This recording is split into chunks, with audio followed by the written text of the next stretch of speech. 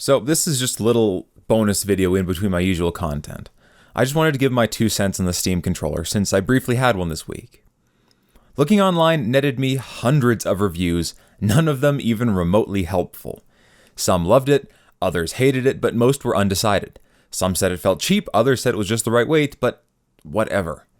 So originally the plan was to do a huge side-by-side comparison of the Steam controller and the 360 controller. And I had a bunch of games lined up with all different genres and ages ready to test and compare. Plus, I wanted a wireless controller so I could play emulated games a good distance from my computer.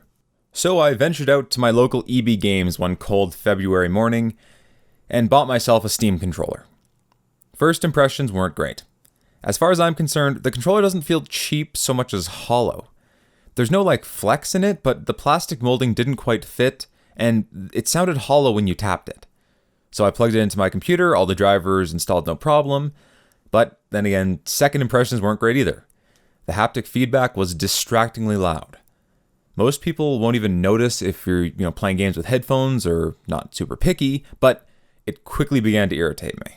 Third impressions, however, no, I'm just kidding. It basically just went south from here. Out of my Steam library, I only had 8 games that were built to be compatible with the controller by default. That's 8 out of 74. And if that's not bad enough, I was unable to change the controller bindings for games outside of Steam. So that basically foiled my master comparison plan right there. But it gets worse. Not only did I have issues with it working outside of Steam, I couldn't get it working with my emulators, which is basically the reason I bought it in the first place. Now, to its credit, it worked fine. I didn't hate having the 2 touchpads, and the bumpers and finger triggers were a nice touch.